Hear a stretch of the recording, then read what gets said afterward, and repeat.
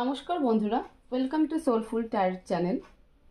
চলে এসেছি আজকে তোমাদের সামনে আরও একটি নতুন ভিডিও নিয়ে। আশা করি তোমরা সবাই ভালো আছো, পজিটিভ চিন্তাভাবনা করছো এবং পজিটিভভাবেই জীবনে এগিয়ে চলছো।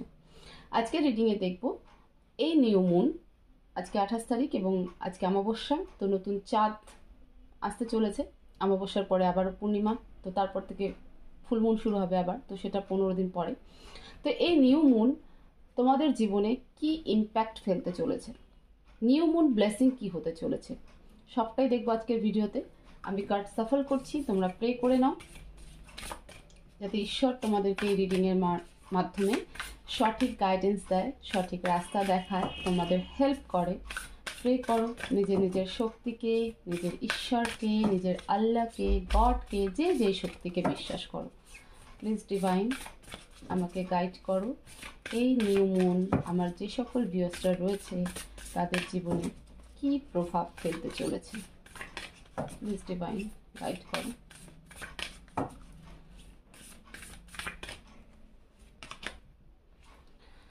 New moon in Libra, your new romantic cycle begins. Okay.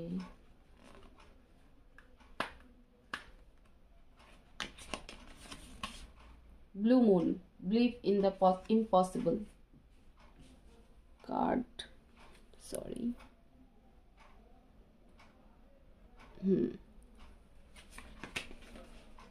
Nothing is yet set in stone. Nothing will come of this situation.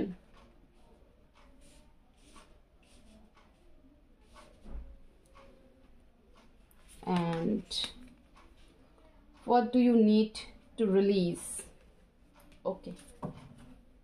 Bottom of the deck, work through your fears. আশা করি দেখতে পাচ্ছ, work through your fears. Okay, আমরা আরেকটা deck use করব। Please divine আমাকে guide করো। Clarify a new romantic cycle begins. Okay, clarify করো। দুটো কার্ড আসছে, দুটো কার্ডই নিব। The chariot, page of swords with two of swords. Okay, believe in impossible কার্ডকে ক্ল্যারিফাই করো। Please divine clarify believe in impossible. Wheel of Fortune, 8 of Pentacles. Nothing is yet set in stone. Clarify করো divine.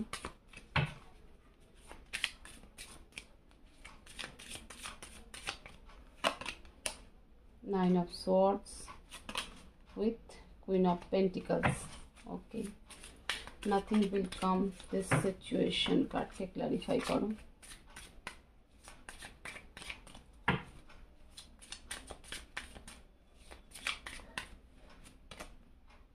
Ace of Pentacles, Ace of Wands, and Two of Pentacles. Okay. What do you need to release? Clarify karo, divine guide karo. Two of Wands, Three of Wands, Seven of Pentacles. Okay. Bottom of the deck, Ten of Pentacles.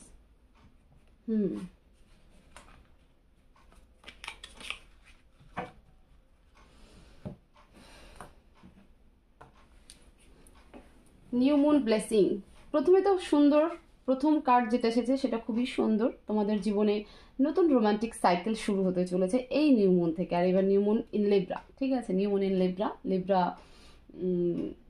লিব্রার যিনি হচ্ছে মানে কি বলবো, zodiac, মানে Libra zodiac সাইনের যিনি গ্রহাধিপতি, রাশি of Lord, উনি হচ্ছে ভেনাস। আর ভেনাস সবসময়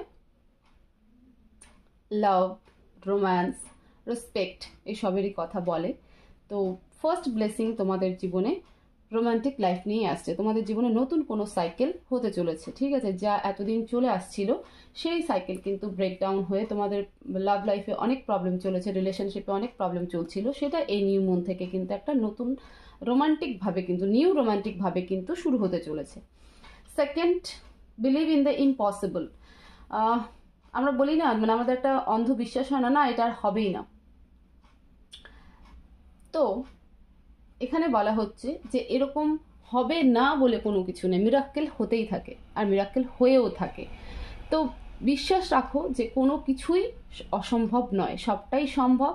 আবার গার্ড বেঁধে নিও না যে না এটাই হবে। তো সেই জায়গা থেকে এখানে ইকোনমিক্যালি একটা চেঞ্জ কিন্তু তোমাদের জীবনে আসতে চলেছে। New moon blessing, second blessing কিন্তু এটাই, যে ফার্স্ট ব্লেসিং খুব সুন্দর, যে রিলেশনশিপ ভালো হতে চলেছে এবং একটা রোমান্টিক নিউ মানে নতুন রোমান্টিক সাইকেল শুরু হতে চলেছে। সেকেন্ড হচ্ছে ইকোনমিক্যালি তোমরা অনেক হ্যাম্পার ছিলে, অনেকে সাফার করছিলে, ঠিক আছে, অনেকে জব লাগছিল না, জব পাচ্ছিলে না। তো এই নিউ মুন কিন্তু সেই টার্নিং পয়েন্ট হতে চলেছে তোমাদের জীবনে, যেখানে তোমাদের যে ফাইন্যান্সিয়াল ক্রাইসিস ছিল সেটা কিন্তু এবার কি বলবো চলে যেতে বসেছে, ঠিক আছে, তোমরা ফাইন্যান্সিয়াল ক্রাইসিস থেকে কিন্তু এবার উঠে আসবে। থার্ড বলছে nothing is yet set in stone, কোনো কিছুই পাথরে লেখা থাকে না, কোনো কিছুই পাথরে লেখা থাকে না। সেক্ষেত্রে কি, যে তোমরা যে এতদিন একটা মানে পেনফুল জার্নিতে ছিলে, তোমাদের মনের মধ্যে হয়ে গেছিলো, তোমাদের মাথায় গেঁথে গেছিলো, মনে গেঁথে গেছিলো যে আমার এই সিচুয়েশন আর কোনোদিনও পরিবর্তন হবে না। হ্যাঁ, যারা তোমার সাথে চিট করেছে সে তোমাদের ফ্রেন্ড হতে পারে, ফ্যামিলি হতে পারে, তোমার পার্টনার হতে পারে, তোমার অফিসের কলিগ হতে পারে, যেখানেই হোক না কেন, যারা তোমার সাথে চিট করেছিল সেই যে পেন তোমাদের ভেতরে ছিল, তো তোমরা মন মস্তিষ্কে কোথাও হলে গেঁথে নিয়েছিলে যে আর কেন আমার সাথে এরকম হচ্ছে, আর আমার সাথে কোনো কিছু ঠিক হবে না। তো একটা দৃঢ় বিশ্বাস বানিয়ে নিয়েছিলে। তো সেই কারণে কিন্তু নিউ মুন ব্লেসিং তোমাদের জন্য এটাও একটা 3 নাম্বার ব্লেসিং এবং খুব সুন্দর ব্লেসিং বলতে চাইছে ডিভাইন, যে কোনো কিছুই পাথরে লেখা নয়। কখন কোথায় কি মিরাক্কেল ঘটে যাবে, কি চেঞ্জ হয়ে যাবে আমরা কেউ জানি না। তাই সেটাকে সেট করে নেওয়াটা ঠিক নয় যে না এটাই ফাইনাল আমার জন্য। এবং সেক্ষেত্রে মানে দুটো পরপর ব্লেসিং কিন্তু ইকোনমিক্যালি আসছে। এক তো তোমাদের জীবনে ফাইন্যান্সিয়াল ক্রাইসিস কমতে শুরু করবে, তোমরা নতুন নতুন সুযোগ পাবে এবং কোথাও আটকে থাকার টাকাও তোমাদের জীবনে আসবে, তোমরা একটা ভালো রাস্তার দিকে যাবে, মানে একটা কি বলবো সাকসেসফুল রাস্তার দিকে যাবে।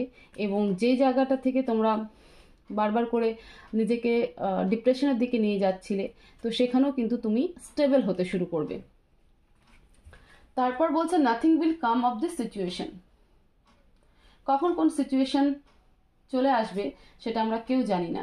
এখানে এই কার্ডকে ক্লিয়ারিফাই করেছে, দেখো ace of pentacles, ace of wands, two of pentacles, ঠিক আছে। এতদিন তোমরা কনফিউশনে ছিলে যে তোমরা কি করবে না করবে, ফাইনালি তোমরা অ্যাকশন নেবে এবং নিজেদেরকে নতুন জায়গায় পৌঁছে দেবে, ঠিক আছে।